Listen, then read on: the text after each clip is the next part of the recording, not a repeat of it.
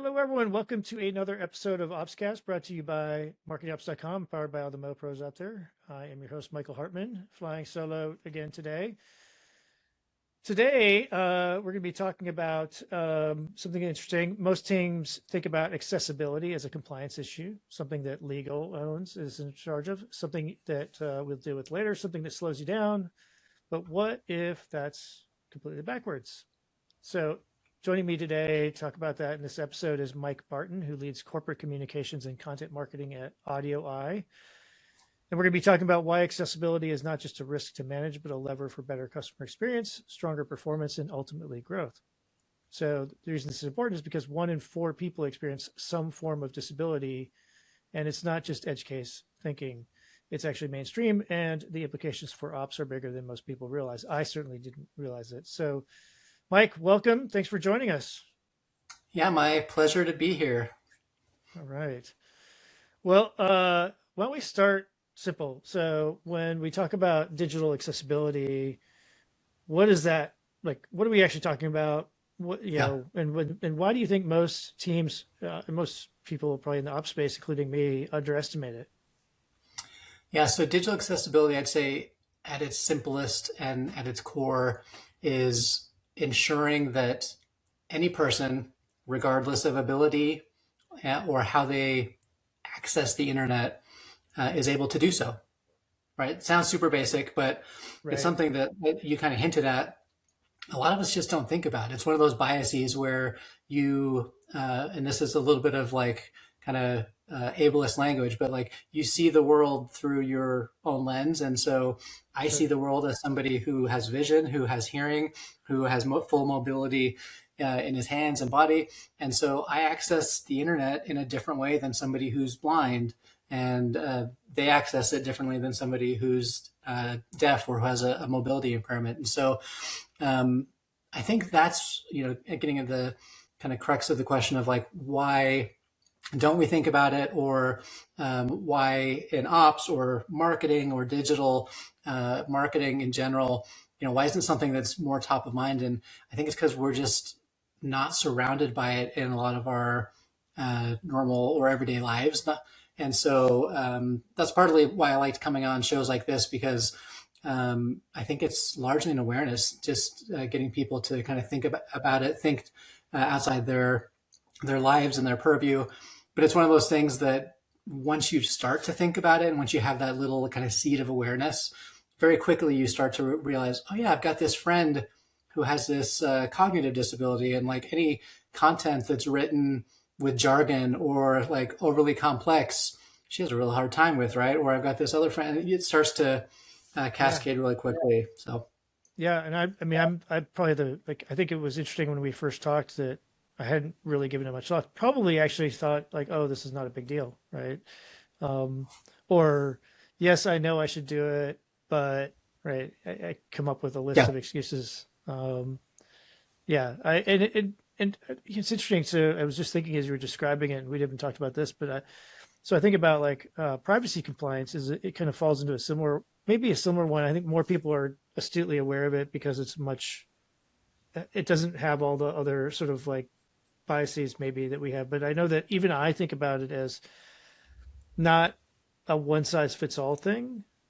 I think about it like, oh well, if I'm in the U.S., I'm pretty flexible. Like as long as we're not, you know, ignoring people's pleas not to be followed or to unsubscribe, right. that kind of thing, that, we're good. And I'm okay with working with sales teams or whatever to be a little more aggressive. And on the other hand, in other parts of the world where it's more restrictive, like, but this one, like in some ways, I think of it as a similar thing. Like, oh, it feels like, oh, well, yeah, we should comply, but maybe the effort, yada, yada. So Right.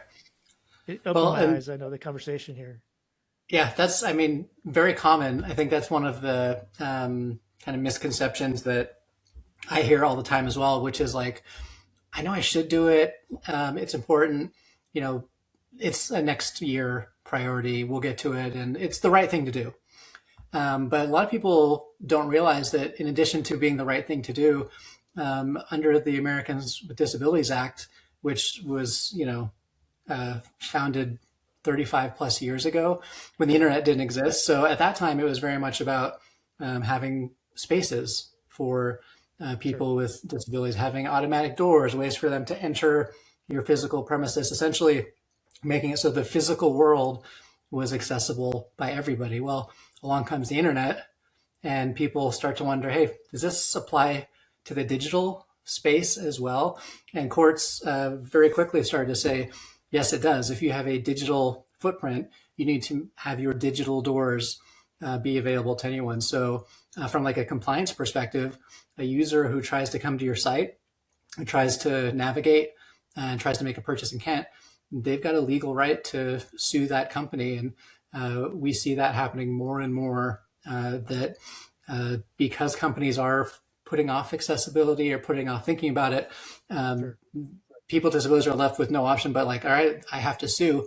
But that leads us to this conversation also, which is in addition to like a risk management approach so Yeah. that you're just not sued, people often find that, hey, I'm making my site better, I'm making it more usable, I'm making it actually easier for all the other people who are coming to the site as well. So not only am I now taking advantage of a population who couldn't utilize my site before, but now also it reads better. It's again more usable. So like the rising tide that lifts all boats really Yeah. applies with digital accessibility here.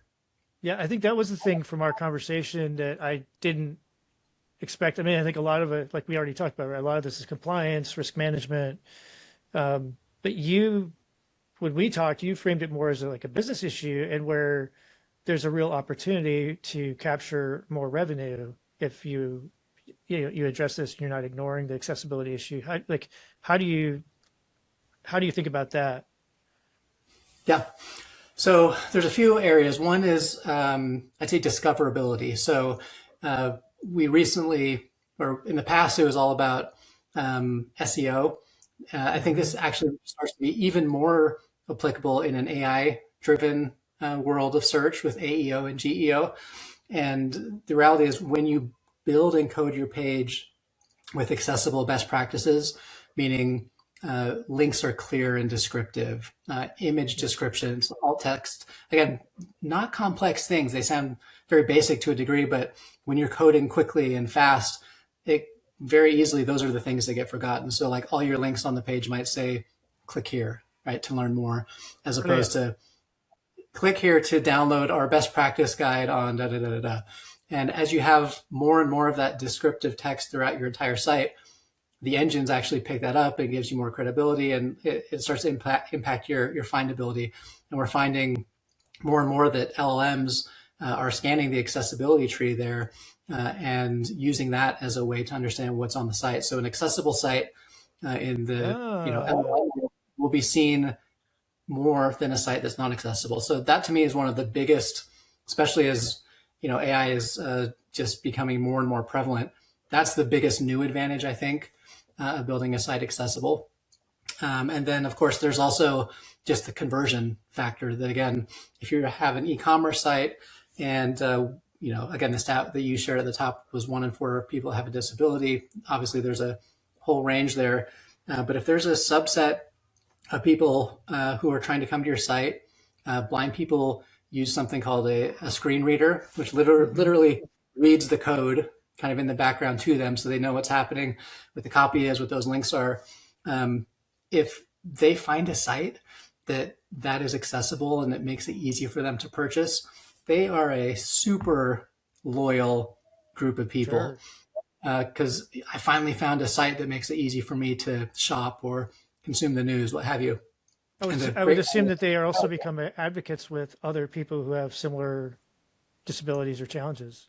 yeah, that's exactly what I was going to say. Is not Yeah. only are they loyal, but they then become great advocates, and their friends and family. Not only the ones like you said who have disabilities, but Oh, their friends and family who don't have disabilities are like, hey, such and such website makes it really easy for this person who I really care for or respect. So now I'm going to shop there as well, even though I don't have a disability. So that spending power of people with disabilities and their friends and family is 18 trillion with a T. So wow. not a small market there. So I like to talk Is about that that because sorry, global US? North America? Global, What? yes. Global. Okay. Still a lot. Big number. Yeah, exactly. But it just shows that, like, I like this idea of the digital door, which I kind of mentioned a little bit earlier. Yeah. These are people who are often already coming to your site. They're already trying to engage. So you don't have to spend more money on paid channels, right? You don't have to spend more to get them. You're essentially just, when they come to your site, making it so that door opens and they can actually work with you. So it's a bit of an efficiency play as well. That's so interesting because I was just thinking to myself, like, how frustrated I get when I try to get Yes. on my phone onto a website and it's not working for the mobile, like it's just out of, and how annoying that is. And I can't even imagine right now if you come in there and you, like, that's not even an option, right? Yeah. Or, We talk to people with disabilities all the time, and one of their frustrations is that, they've grown accustomed to, all right, what might take Michael Hartmann 10 minutes to do on this e-commerce site, I just know it's going to take me 45 minutes to click around, get where I need to go, figure out a workaround to eventually be able to purchase. And they're like, my life shouldn't be a compromise where I just know that it's going to take me 2, 3, 4, 10 times longer sure. to accomplish things. So yeah, anytime I get mildly frustrated with a website not working, I'm like, wow, I'm getting frustrated at this for the first time this week. Somebody that I just talked to who has a disability probably dealt with that 5 times already today. Yeah, it's I love this sort of, I don't know if you want to call it empathy, sympathy, but I went like in the real world, I did some consulting work years ago for um, a Texas-based grocery store in their uh, bulk fulfillment pharmacy. And one of the things we did was we went out because you're going back and forth. Not only were they doing bulk directly to consumers, but also to the pharmacies in local markets. And we went to a few of them just to kind of observe and see what they did. And I remember walking away from that going, I am never going to be an asshole to a pharmacist ever again because it Right. is a really hard, high pressure job, and you get people when they're worse. And it's kind of like I think there's something about having thinking. If I encourage people who are listening or watching now to think about like when you get frustrated to go with your like what you just did, right? Just imagine what it's like for somebody else, and I think that may be the biggest benefit we could have out of this conversation, maybe even, but maybe not. No, Um, I completely agree. Like, I have only been in the accessibility space for a couple of years. Um, and often when I talk to people, I'm like, I wish I could go back and talk to the Mike of 10, 15 years ago who worked at, big companies creating all types of content. And not once did that Mike ever ask, is this accessible to a blind person? Is this super cool interactive experience? Could a screen reader actually describe that right, and right, make that right, kind of come to life for somebody else? And yeah, I just didn't have the opportunity, unfortunately, where I kind of quickly developed that empathy and that understanding of uh, this is how other people experience it. And probably I've had the same misconception that a lot of people had and still have, which is it's actually probably a small population, right? There's not a lot of people, right. or blind people wouldn't want to experience this interactive experience I made anyway. So it's fine that it's not accessible. I actually hear that quite a bit, or, I'm people with sure. disabilities don't buy X product of mine. The reality is they might want to. And if they do or could, maybe you've now got a new customer segment that you didn't even know existed that again is trying to get that product from you. So it really is, I think, a good reminder, not only with accessibility, there's other topics as well where if you just kind of widen your lens and your view of the world, you start to Sure. see other marketing and business opportunities and product opportunities. Yeah, you mentioned it earlier. This idea that focusing on this improves the experience for everyone, and maybe talk about that a little more. I mean, I'm assuming this is one that I harp on a lot. I think a lot of, especially B2B websites, their content is full of words that don't really right. Like it's hard to understand what they mean, right? And so like I'm a big advocate for like clear, simple language, and so this idea like I get why people want to be seen as thought leaders in quotes, right? But at the same time, right? not easy to understand. Are you talking about things like that, like changing the actual language and words you use and the way you talk about your products and services, or is it something more than that? No, yes and no. There is much more to it, but that's one great example, and I love that one also because yes, people with various cognitive disabilities um, are going to have a hard time reading jargon-filled or even long, complex sentences, right? Where Yeah, you're just trying to maybe sound intelligent or sound, yeah, this is the voice of a leader who just knows their stuff. yeah. Look And how when the clever I reality am, is, right? yeah, yes, exactly, totally. And so you'll lose people who have different types of cognitive disabilities. And we found not only does it just logically make sense, but we've done some tests also at AudioEye where we said, hey, let's simplify a page, a product page, for a person with a disability. And in the past, I used the phrase like, okay, let's dumb down the language, but that's actually not what it is at all. I think if you can say something concisely and intelligently in fewer words and in more simple words, you're actually doing it in a more intelligent manner. And it's actually harder to do. Yeah, Right. you're making me think of. I think it's at least in my mind. It's attributed to Mark Twain. Is the quote like, "I would have written a shorter letter if I only had more Five more time." time, right? Yeah. Yeah. Yeah, I was literally about to say that. So that's funny that we're thinking of the same quote. But yeah, so we saw that test. It was a winner. And again, as we it kind of brought that to the other product pages and did other sorts of qualitative interviews, the feedback was the same across all personas, all individuals, people with disabilities, people with no disabilities, that said, yes, I want this page. I understand this page. I know what you're offering much more clearly when it's said simply. And so I think that's a great example where in doing it for a specific audience, everybody else benefits from it. And it helps you as a business also have to think a little bit more about your product and your offering and what are the values? What are the simple, things that I'm providing to a prospect? What are the needs that they have, and how do I talk about that? So yeah, I think that's a fantastic example. Okay, that's great. Yeah. So maybe let's shift gears a little bit and think about our audience, which is primarily ops people. So yeah, in my experience, like thinking about compliance really has not necessarily fallen on me, even though I've run web stuff where I think about more so. uh, where would you suggest that this idea of accessibility and compliance and addressing that audience that is sometimes overlooked, like where should they be thinking about, should that be in the ops team, should it be somewhere else in marketing, should it be like where do you think it should be and how would it look?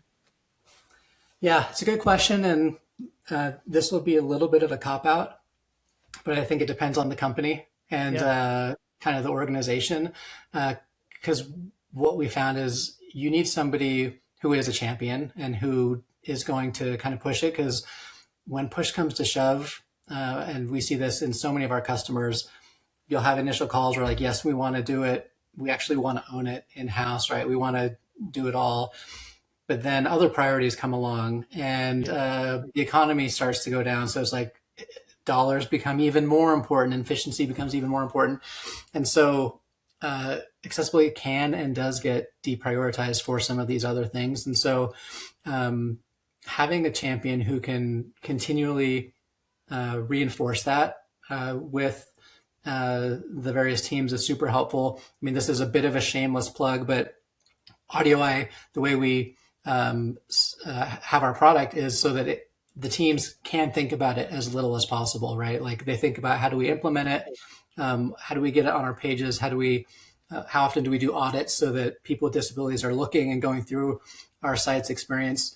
But you do have to start thinking about all your digital properties. So it's the website, it's your apps. If you have like a chat bot or something like that, like is that accessible? oh, Your emails, any of your communication, social media. Does your social media person, are they thinking about the right best practices to with images and carousels and things like that? So very quickly, I think begins to, like you said earlier, like be illuminating of like, oh, I was just thinking it was maybe my website, but now I'm realizing any really customer Yeah. facing or prospect facing initiative and said technology sitting underneath it that delivers it needs to have some of those capabilities.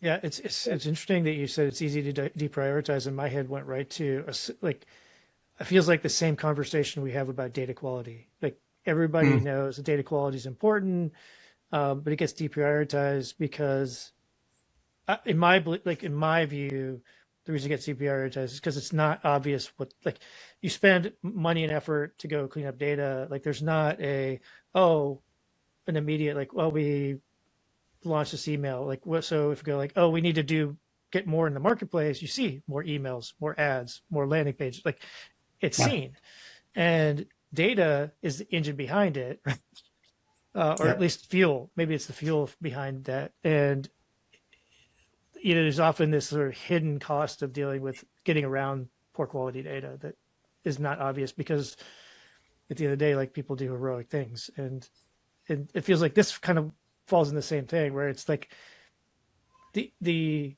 the immediate benefit of it is not always seen. Does that sound familiar to you? Yes, 100%. Because it happens in the background. Not only is the Yeah. benefit not, you know, kind of seen, except for that end user who finally does quote unquote see the site through their technology. Right. Um, but yeah, it's the problem also is not seen, which is why a lot of us didn't think about it until someone brought it to our attention because it lives in the code. So for those of us who visually see the page, it looks fine, it looks accessible. In fact, Right. that's another thing that people are surprised about I talk to them is they say, "Oh, our team is pretty locked in. Like, I'm guessing it's not accessible, but we're probably pretty accessible." And then I say, "All right, here's a scanner. AudioEye has a free one. You can go scan your site. It'll give you a detailed breakdown. There's lots of them out there. Go run it and come back to me." And almost every time they come back, what? This can't be right. This is hundreds of issues on one page, not across the site, on one page. And I'm like, Right. yeah. And that's just what the automation found. Like I said, there's a lot that finds about 50% of the issues. Oh wow. There's a usually higher impact, more like the types of issues that are the ones that will get you sued, that people with disabilities find when they're actually auditing and going through your site. So, whatever tool you scan your site with and get your number, it's actually probably exponentially more than that. It's under reporting, right? Yes, it's The underreporting exactly, and so that's the big Wow. surprise. Is even a really well built site where the team is putting their love and attention into that process, it's just going to have, by the nature of humans, mistakes, and especially when the majority of developers don't go through school or through their self-taught experience and think, all right, let me learn the web content accessibility guidelines so that I can build an accessible site. Let me stay up to date on what those are every year.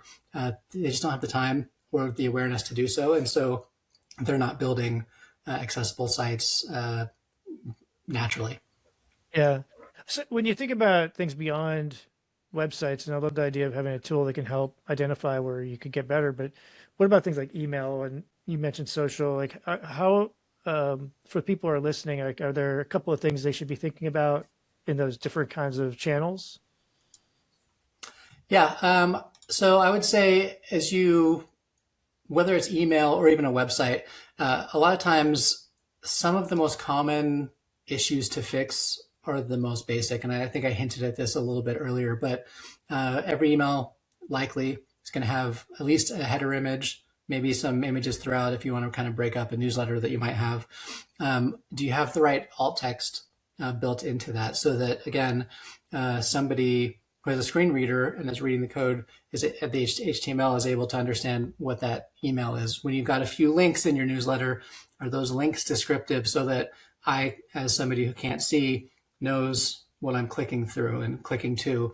And it's really the same principles on social media. So building it with that in mind is probably the most helpful part, and that involves working it into whatever processes you have internally to have that accessibility check essentially. Often on our side, it lies with the content and the design teams as we're building those emails, writing them as our design team is creating the great assets. Part of what they do is create a really descriptive set of alt text that we can build into those emails. So again, that one, super simple, but it makes it readable. And then if those same principles flow into the website where there's often hundreds and thousands of site images and links, small, but all those thousand of images and links together compound to either a really useful site or a really broken site. Yeah. So I'm curious, you've been in kind of marketing roles in other places, and now you're in this one here. And how has this changed? Maybe you hinted at it here a minute ago. Like, how has this changed how you work with your ops teams when you're building out content or programs or whatever? Yeah. So I'd say the biggest thing is that we're thinking about it and we're talking about it. So like that's step one is right. Just, which I kind of alluded to with having a champion, is ensuring that somebody on the marketing side and the ops side, that there's agreement, that there's SLAs in place on the importance of accessibility and keeping it so that it's always one of those priorities that it might get down a little, but it's still not below the we're going to work on it line.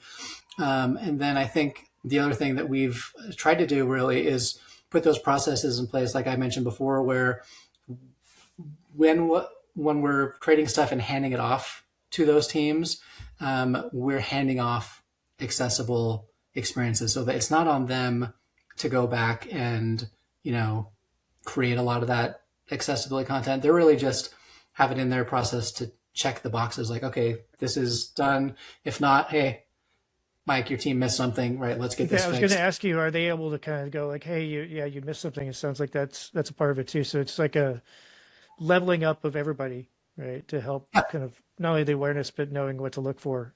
That makes sense. It's like you said with other programs, right? It's like you just have to kind of build in new processes and new checks and balances so that it goes out the door in a way that it should. And initially, it's always a little bit rough as you're figuring it out, but you get to a point where it's just the norm, and that norm is now making it so that you, in theory, get to 25% more of your audience. Right. Like on balance, do you think like it has slowed things down for your team to execute, or you're now at a state where you're back where you would have been before you had been considering this? Like, how does that impact everything like that? By taking the time, we'll use the images and the link descriptions as examples. Does it take a few more seconds, 30 seconds maybe, to write a descriptive one compared to so does that add up? Yeah, it adds up. But does that increase in time outweigh the impact it will have to the end user? No, it's much more like this, right? So it does take a little bit more time. The other thing that we're starting to find again, going back to AI, is AI can help speed that up. There's now a lot easier ways to have AI preview, like, hey, here's how I think all these link descriptions and all these image descriptions should be based on what I'm seeing. And then we're just going in and, oh yeah, that's right. Or, oh no, missed this, or it could be more simple. And then you kind of reteach it. So I think AI will actually further speed up and simplify the accessibility process as well as you're working with ops teams. It's interesting. I was like, just yesterday, I had gotten a set of screenshots that was a list of users of a system because the person couldn't export it. And so I was able to, with OCR, like pull this blob of text out, put it in a document, and then run it through an AI thing to like go like generate a list that I could put into a spreadsheet, which is what I needed. But because I noticed that some of the text had been clipped off, I also told it like, give me a score about how confident you are in that you got the right stuff. And it's like, that's the kind of thing, like if you could do that, right, give a score on each thing and sort of a compliance score. Like I love that idea. Yeah. And I think that's kind of the wave of the future. I'm also a big proponent that there's always got to be that human review, that even if it gives itself a score of 10 out of 10.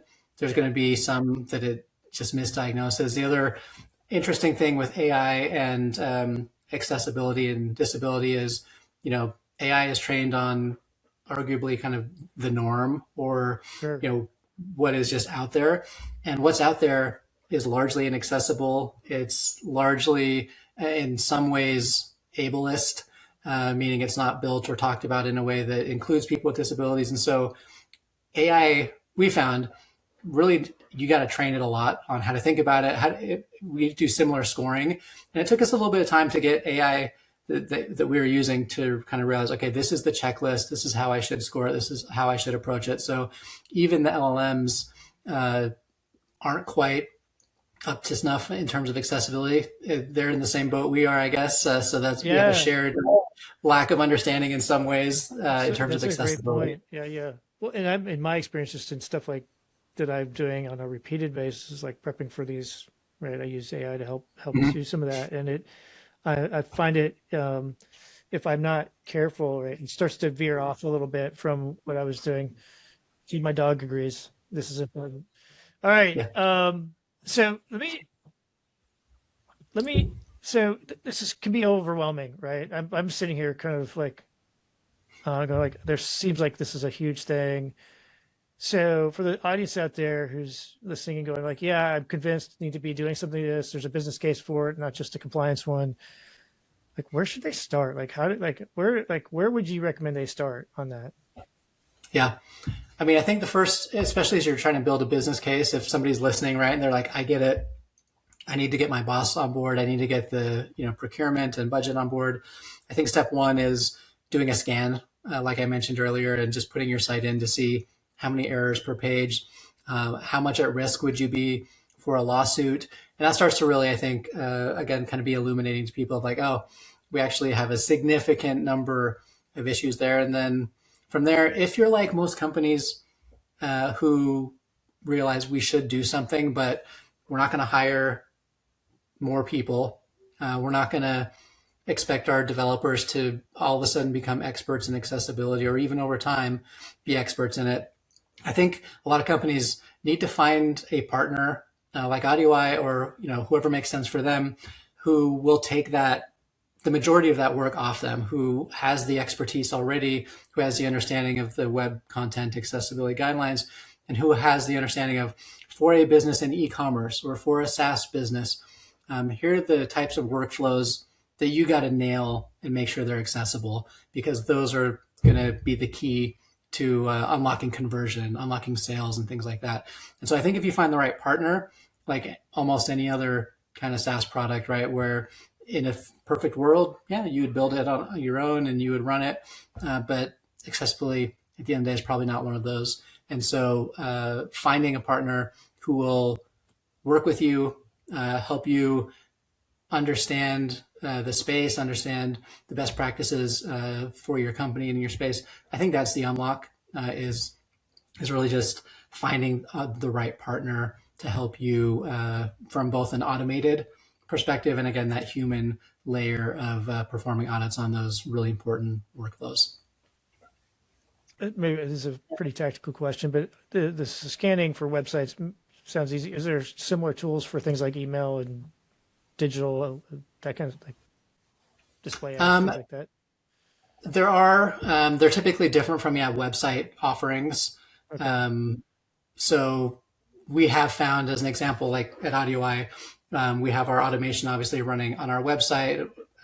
Our audits then pick up issues, and then we write custom fixes that then deploy through the automation. So even the issues found through humans, the fixes to those issues can be deployed. So the large majority of those issues get fixed there. But it is important for our social team, our email team, our content team to know some of those same best practices, so that as we push out the content that's pushing to the website, it is accessible. So I think that's where the learning is important, is for that last person, or the first person, I guess, arguably, on the content and design and dev team for some of those areas to understand some of those best practices. All right. I know you said it depends on on this, and I want to see if we can narrow down. So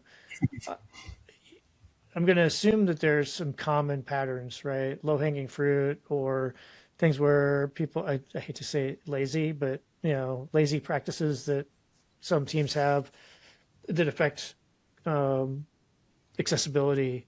Like what are some of the most common things you're seeing where people could start to have an impact tomorrow, even? Yeah. Um, so I've talked about images and links too much, so Yeah. I won't go there again. But WebAIM is a nonprofit that does a yearly scan of the top million websites, and they've been doing it for a number of years. Oh, Every year, they're finding that of those top million websites, 95% are inaccessible. Next year, it's like 94.8. So it's kind of alarming that in today's modern age, less than 5% of the sites, the homepages, are completely accessible. And so that's because of images links. The other thing that's a huge unlock, in my opinion, is form fields. So you think about a form field, oh, right? okay. That's how you contact a company if you want to talk to a person, book a demo. That's how you sign up for an account. E-commerce, obviously, that's your checkout flow. There's almost no CTA in an industry that doesn't involve a form of some Sure. sort, Yep. even a simple one. And if I'm using a very complex form and I have an error, I can see that, oh, I switched my first name and last name, or I started to put my shipping information in the credit card box. Forms are one of the top three issues most common across any industry, any site that are built wrong. And so a screen reader going through that form might come, I added uh, my yellow t-shirt to cart. I had such visual descriptions. I know what it is. I'm actually excited about this. I get to the form, and the first form says on my screen reader, input one. And I tab forward, input two. Instead of saying, right, a descriptive first name, last name. Another common form is that it has them labeled correctly, but then for some reason there's an error that happens, and that error box is not appropriately accessible. And so I know there's an error. I just don't know how to fix it or what it is. And so sometimes I guess around and maybe I'll get it fixed. Again, to your frustration point, how long am I going to be frustrated before I bounce and go to somebody else? So that, to me, if you're looking at like, if I focus in one area, what's my big unlock? It's make sure your forms are accessible, and that will unlock, I think, a lot for a company in any industry. Well, and I would think that ties directly to the what we talked about early on, which is the business part of the business case for this is you make yourself open to people who otherwise might not be able to do business with you because they can't get through the gate, right, or through Yeah, the door as you used before. That's interesting. Yeah, it's funny. I was laughing because not because of the story you're telling, because I was thinking like I was just working with a team who had hidden fields on a form, mm, and they were custom question one, custom answer one, right. right? Yeah. And they were hidden, right? They were meant not to be seen, but at the same time, I can imagine with the way you're talking about, like as it's going through the code, that may come up, right? So that's Yeah. probably a way to describe like this is something you don't need to worry about. Yes. Um, Yeah. For sure. so curious. So I'm just curious on two fronts here. Like when I think about this, so for customer facing stuff, what about like employee facing stuff? So like we were just talking before this, right? Adobe Summit just happened, so we've got a lot of people who'll be listening who are Marketo or HubSpot or whatever. Like, are you seeing? And then there's obviously all kinds of like internal tools for HR and you know operations and finance, etc. Like is this the kind of thing that also is applying to those kinds of tools that are used for employees? Like is employee it's like supporting employees with disabilities a part of this we should be thinking about too? 100%. Because uh, a good company will also have employees who have disabilities represented as part of their workforce. We talked earlier about I don't see the world through my I tend to see the world through my lens. Well, if you have other people on your team who have different lenses, who might have various disabilities, that makes it much easier for your team to think about the world more equally. And so we're actually seeing more and more, especially in SaaS, that companies who are getting to like the end of the procurement process, let's say there's two companies who are pretty equal on price, pretty equal on capabilities, but one of them has an accessible product. That Yeah. company is going to choose the one that's accessible because they've got employees who need to use it, or just for various government regulations, and even more so in the EU, it's required, especially if you have government funding or work with government entities as well, that those products need to be accessible. So one of our big customers is an HR SaaS provider, and we started working with them, and we have a number of people with disabilities, and they quickly found like, hey, this doesn't work, this doesn't work. And it was great to work with them because they were like, we want to make this accessible. And so we worked with them, and now they have a very accessible, compliant product. And I think more and more companies are going to start to see that if their products themselves are not accessible and usable by people with various disabilities, they're going to start to lose deals more and more in the future. Are you seeing and hearing company like procurement teams who are including this as part of their evaluation process too? Yes. Yep. Yeah, we've seen a number of deals that and heard about a number that, like I said, either crash or end up closing because the final deciding factor was, okay, this is accessible and will allow me to hire people with disabilities to use the product, or the people Yeah, who are currently on my team who have disabilities will be able to use it. it's fascinating. Hadn't even really thought about that a whole lot. Um, so we touched on a couple of different channels. I just maybe you talked about social a little bit.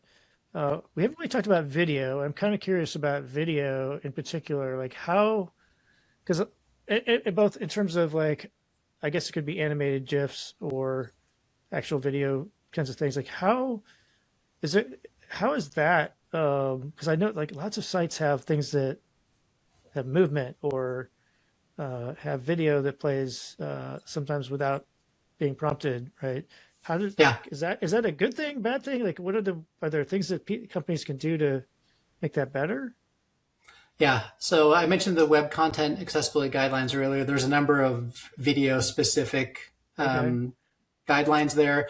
And some of them address what you just said, auto starting. Like that's considered not a good thing because a person with disability I is don't like being it driven. anyway. So I'm all Exactly. for So that. that's one of those things that if it's built correctly for a person with disability, you're benefited because it doesn't play when you don't want it to, right? Right. You're able to choose. So that's one. Having detailed transcriptions associated with it. So again, if somebody with a Uh, screen reader can't read it, if there's no transcription or see it, uh, there's no transcription, then they can't consume it. Obviously, they can often listen, but some people have both auditory and visual disabilities. sure. Closed captioned, right, for people who are just have an auditory. So some of the things you see actually, like government press conferences, I feel like are really good examples where they'll have somebody who's live Signing. signing Yeah. in real time. They'll then include that as part of the download. And again, like having transcriptions and very clear kind of written content that goes with the video. And again, if you are a video heavy site, that's not a small order to do a lot of that. So No. it is very important, especially for sites where demos and other types of videos are important to moving somebody along in whatever your process is. That's definitely an area that has a big impact that not a lot of people, I think, initially kind of think about in terms of accessibility either.